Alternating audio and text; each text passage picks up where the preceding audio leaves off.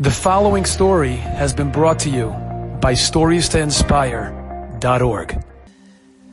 I was in Texas. My day job, what I do during the day is I train Rabbanim in how to answer hashkafa questions, kiruv. And I go from college to college, training the Rav of the college, Harvard and Yale. These are considered good colleges. They'll go and the student will say, how do I know there's a Hashem? How do I know there's a Bria? How do I know? And the rabbi says, I didn't learn this in yeshiva. So I said, I'll tell you how to answer that question. And I give them how to answer questions. And that's what I do all year round. I travel from city to city. I'm in Texas once, Austin, Texas. I get a phone call. I'm meeting with 5 Rabbanim there. And my phone rings. And the phone, it's my wife. I pick it up. I always pick up my wife, no matter if I'm in a meeting. I'll tell her I'm in a meeting, but I'm not going to ignore my wife. I pick up the phone to my wife. Everyone knows. Pick up the phone. I said, yes. I said, I'm in a meeting. She said, no question. I have one question for you. Does Hashem love us? Mapitom? What do you mean, Hashem loves us? It's a question. Of course Hashem loves us. He says, one more question. It says, Kol man do Ovid Rachmana L'tav Ovid. Everything Hashem does is for the best, right? I said, yes, but now you're scaring me. I said, you have to help me a little bit. You're scaring me a little bit. What's the kavanah behind your question? So I hear some of you heard the answer. So my wife says, look, I want to tell you, the children are fine, but the house burnt down. The house burnt down. I said, okay, comes a little tova.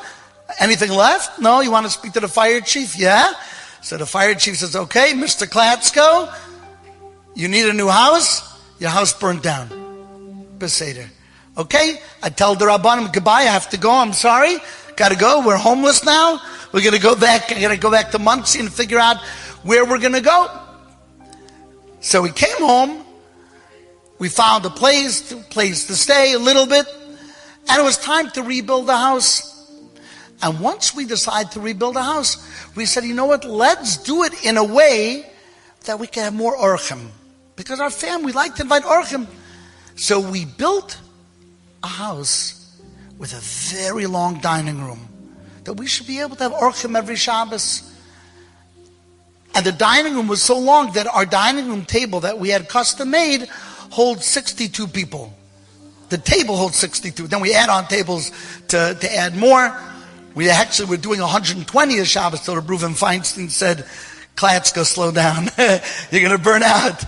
So we decided 60, 70 is going to be the max today. So we built the dining room and we said, Givaldik, it's going to be so beautiful. Now we've got to invite people. And we want to do something beautiful. We're going to make a geschmack minyan, and all those people who have sfeikus about Yiddishkeit, or they're Balei Truf, or they're Gerim, or they're divorcees, or they're saying, let's make their Yiddishkeit geschmack again. But then I said, if we're going to do a minyan, we need a Torah. And I couldn't afford a Torah. I just built a house. How am I going to afford a Torah? So I went to the classifieds and I found an ad on the classifieds and it said, for sale, a Jewish Torah, and that's a good thing it's Jewish, a Jewish Torah, 200 years old, 11 inches tall.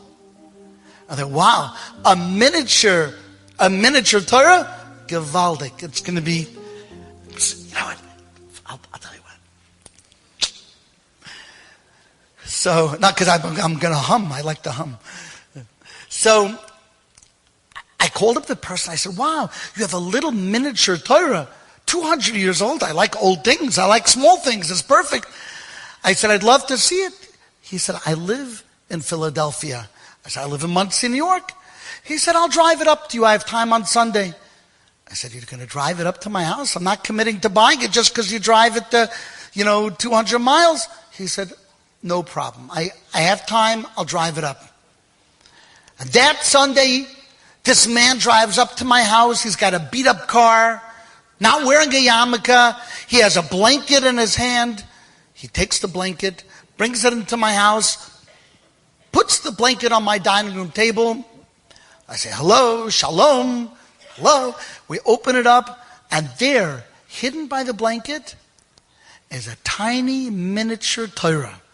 I was very excited. Like, it's a real Torah. I learned Safras. I know what a Torah is. It was a beautiful Torah. It wasn't Fashmeta. The letters looked good. It has to be checked, but still, it looked good.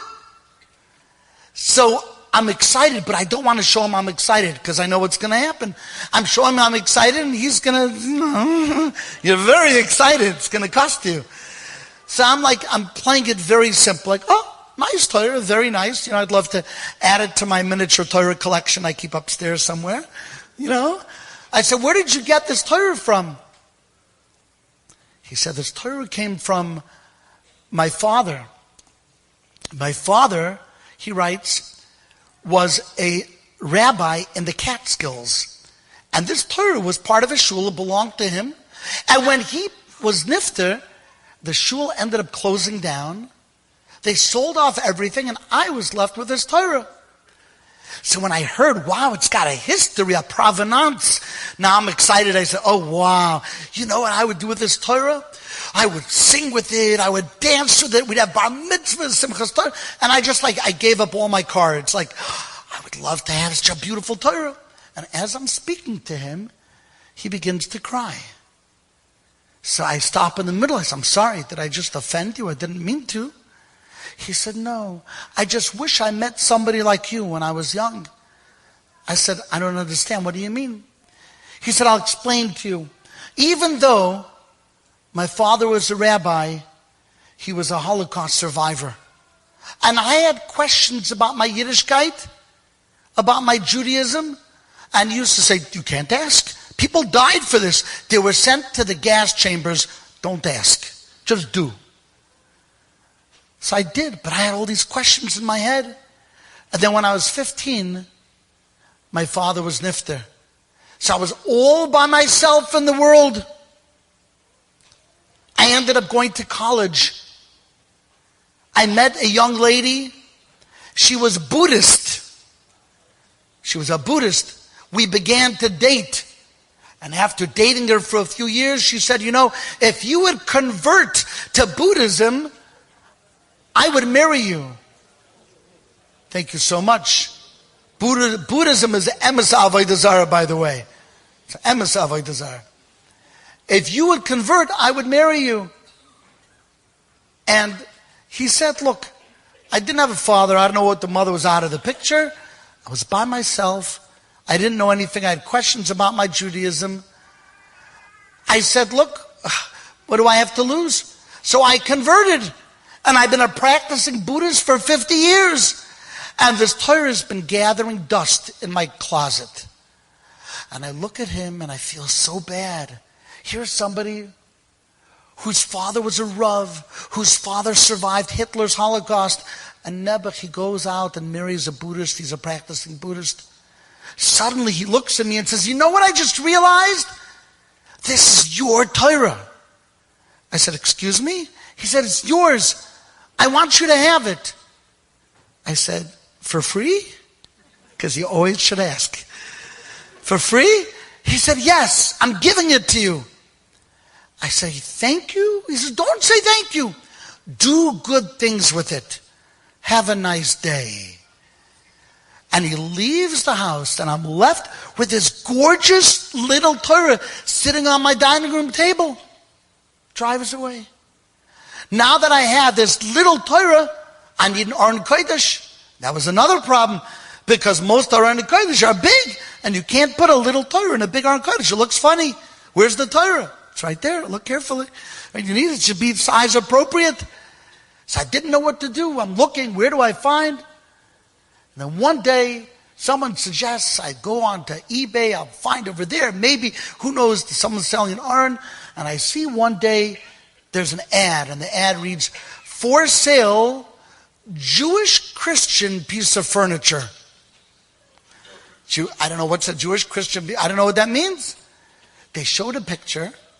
And the picture looks to me like a miniature Aron Kodesh. It's got pillars. It's got doors. It's beautiful. The only thing is, on the very top of what looked like an Aron Kodesh. It was a big golden cross. So I call up the people who are selling it. And I said, what's going on with this? This is Jewish Christian. What do you say? They say, we're a company. And we sell estates of people who passed away with no children. And this belonged to a priest. And he died with no children because they couldn't marry. No children. So we're selling off everything from the estate. So I said to them, listen to me. I'm a rabbi. I'm on the other end of the phone. To me, this looks exactly like an Aron Kodesh, like a holy ark. Do me a favor. I'm going to wait on the phone. Tell me if the wood of the piece of furniture and the wood of the cross match. They said, we'll be right back. They come back. They say, in our opinion, the piece of furniture is 100 years old. The cross is about 20 years old. I said, there you go. It's Pashut. Some Yidela with his blood, sweat, and tears and a knife hand-carved a beautiful little Aron Kodesh. And it probably had a Torah in it. Somehow it ends up in the hands of a priest. He slaps a cross on it and declares for Christianity. And I'm going to do Pidyon Shvuim. I said, what do you want to end the auction right now? They said, we want $5,000. I said, I'll give you $1,300. They said, okay. That was quick. That was it. I bought it. I paid them PayPal. I'm about to hang up when I notice that at the bottom of this piece of furniture is a little plaque. It's a blue plaque with letters. And I said, you know what? Do me a favor. I'm not going back. I bought it. I paid for it. But do me a favor. Send me a picture of the plaque. Because in my heart, I wanted to be sure that it's not something that's taka Christian, and I want it to be Jewish because I need an Aron Kodesh for my new Torah. They said, sure, we'll send you a picture. I took a picture, emailed it to me, and I looked at it and I got the chills because you know what it said on it? It said, Hine lo yonum v'lo yishan shomer Yisrael. And I was like, wow, look at this. Here is a Torah that belonged to a Rav, belonged to a Holocaust survivor. It goes to the hands of his son who becomes a Buddhist. And this Buddhist Torah is going to sit in this Christian Aron Kodesh in all in order to bring Yidden back to Hashem. Hashem loves us so much. He wants us to come back. He waits up. You know, a parent, our children go out late at night. We can't fall asleep. We're nervous. We wait for them to come back. A few days later, the Aron Kodesh arrived. Of course, we took the cross and broke it. We took the Torah. We asked Shilas. It fit perfectly in the Aron Kodesh. Beautiful. Now that was right before Sukkot. That day we get a phone call. Lady calls us up and she says, Rabbi, I know that you have guests. We need you to take a young lady who unfortunately has been abused emotionally, physically, terrible, terrible situation. Her name is Miriam. Can she come to you for Sukkot? I said, of course, let her come. We have lots of guests. We'll do our best. She comes to us Erev Sukkot. Together with our other guests, we're putting each guest in a different bedroom. She comes, and the moment she comes, I look at her and I think, I can't take her. She's a tzibrach in a vessel. She's a shivrei kli. She's been hurt by everyone in her life who is supposed to love her. But I'm not a therapist. I'm a rabbi. What am I going to do with her? But I said she can come, and she's standing right there. So I said, Miriam, come on in. Come. We'll show you. And she doesn't say anything. She's like to herself. I said, come. Let me show you where you're going to sleep. You have a nice yontif. She comes. The first night of Sukkot, all the guests are sitting. They're standing up for Kiddush, washing for Moitzi, schmoozing with each other. Miriam doesn't say a word to anyone. She's quiet. And I'm looking at her and I'm thinking, she's going to make it so uncomfortable for everyone. All of my guests, she's going to be uncomfortable. Listen to me, Chevra. Something happened to Miriam over Yontif. She began to come out of her shell. First, She began to play with the children. Schmooze with my wife. She even told me some of her story. She began to smile. She began to talk. She just opened up. And she stayed the entire Yontif, all 8 days. And she even stayed a few extra days, Thursday, Friday, Shabbos, Sunday. On Sunday, I spoke to the lady who sent her to us. And I said, tell me, what happened to Miriam? She came to our house. She was all closed. And now she opened up. This is years of therapy. What happened in 8 days? She's cured. I know she's not cured, but something happened. And the lady says, I know what happened. I spoke to Miriam. I'll tell you what happened. The lady tells me, the first night of Yontif, when all your guests were sitting in the sukkah, you decided to tell your guests the story of a Torah and an Aron Kodesh that you had just acquired. You told them that story. Miriam was listening. And the first night of Sukkot, she waited for everyone to go to sleep, for your family to retire to their quarters. And when the whole place was quiet, when everyone was asleep, Miriam walked back down to the Aron Kodesh. And she opened up the Aron Kodesh and she looked at that Torah and she began to cry. And she began to daven and she said, Hashem, Master of the world, this Torah did not have a home for so many years. It wasn't loved and it wasn't appreciated. This Buddhist Jew, he didn't understand its value. It didn't have worth. And yet, you allowed a Torah to find a home, to find a family, to find people that will love it and be machshav it. Look at it like it's so special. Look how excited the rabbi was when he spoke about getting this Torah. And this Aron Kodesh, sitting there in the priest's house, he didn't understand what it was meant for. He couldn't know its value, its worth. It didn't have a family, it didn't have a home. And yet, you even allowed Eitzim, you even allowed a wooden Aron Kodesh to have a family, to be loved, to be appreciated, to be accepted, to have value. So why can't the Bas Yisrael have a home? Why can't I find a family? Why can't I be loved and appreciated? Hashem, if you could let a Torah and an Aron Kodesh find a family, let me find a family where I can be comfortable, I'll have a home and I'll be loved. That was Miriam's tefillah that day and every single day of Sukkot. Every night, every single night she waited for everyone to go to sleep and she would cry in front of this Torah, I need to feel like a koichav. I need to feel special.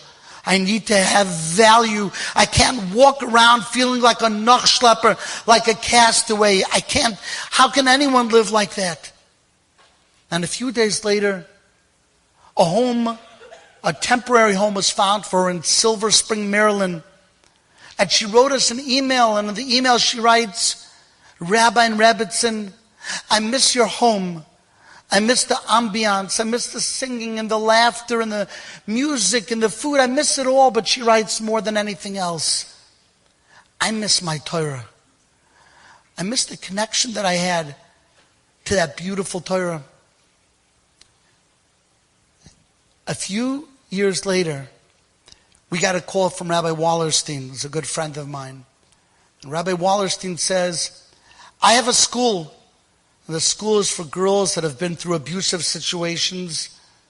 Can you make a Shabbaton for us? But don't invite anyone else. Nobody else but my girls, 14, 15 years old.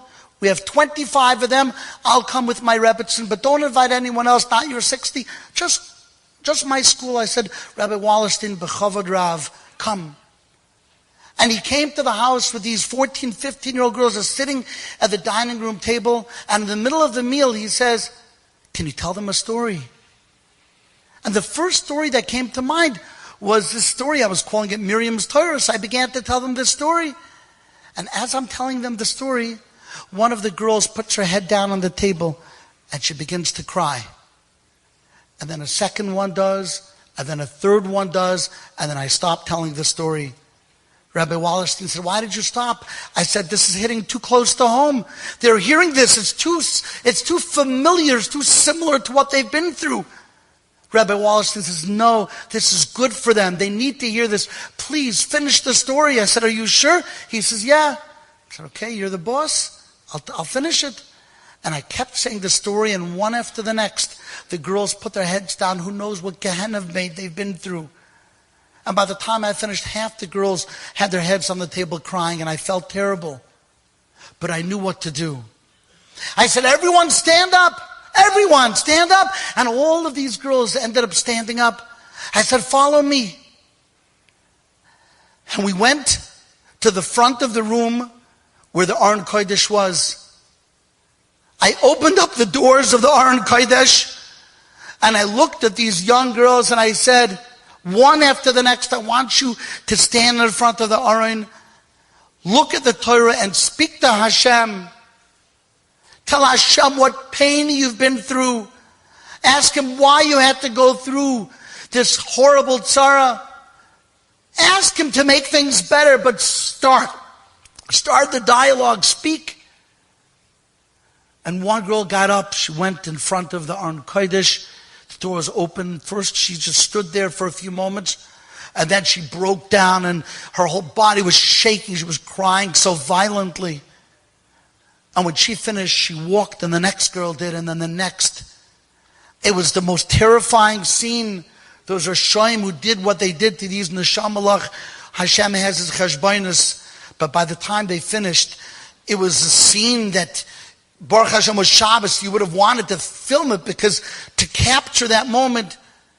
And I told those girls, come around. I have one more thing to tell you. I said, you are my new heroes. What you just did, you're heroes for doing that. For speaking to Hashem like that. For bearing your soul, being so honest, so raw.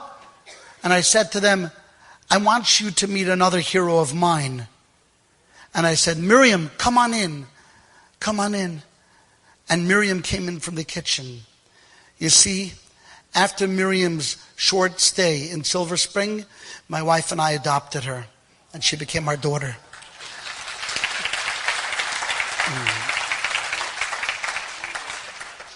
And Miriam was listening to her own story from the kitchen. And she comes and she hugs these girls. And she says, it's going to be okay. You're each very special. You're each diamonds. You're stars. You're amazing. Don't let anyone tell you you're not. And this story has one more ending, which is so pelagic. Some of you may know, I spoke about it 2 Kerevtunis ago. Hashem has, we don't understand. We rebuilt our house after that fire in 2007. And then during COVID, it burnt down a second time. The whole thing, it was an even worse fire. It was a horrific fire. It was been a very, very hard time for our family. But it could have been much harder. You see, when COVID started, they closed down the schools. And the school that my children went to, one of the schools said, look, the kids are fine. They want to continue learning. Can we have the school in your house? The 5th grade. 24 children. So we said, yeah, my wife, of course, what is chutz? The Kol Torah seeped into our walls, so beautiful. So they came. They came for a week. Then they said, can we stay a second week? We said, yeah. It was Tuesday morning. I was in davening and someone came running in. Rabbi, come back quickly. Your house is on fire. And I thought, oh no, again? I forgot. I was so panicked. I ran home. I had my car in shul. I forgot I had the car. I just began to run. I came running to see my house engulfed in flames. But what about the children? There were children in the house. It was right before the class had begun, and they were all over our house. And the answer is, they were rescued. Someone went from room to room to room, grabbing the children and throwing them outside. And the person went running from room to room. You guessed it was Miriam. She literally saved the lives of these children. They actually counted 22 children. And the Rebbe was there chalashing because there was 24. And Miriam tried to go back in to rescue the last 2 from the fire. She couldn't get in the house.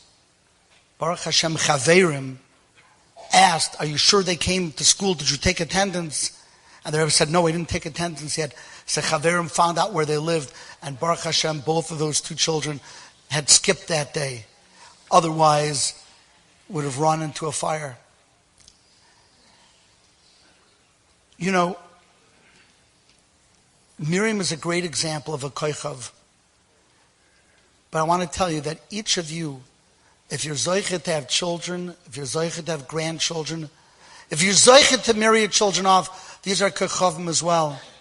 And l'chulam shem sikra, they all have names, and they all have a tafkid, and they all have something special about them, even the ones that are a shtickle nudjdik, a shtickle needy, a shtickle out of the box.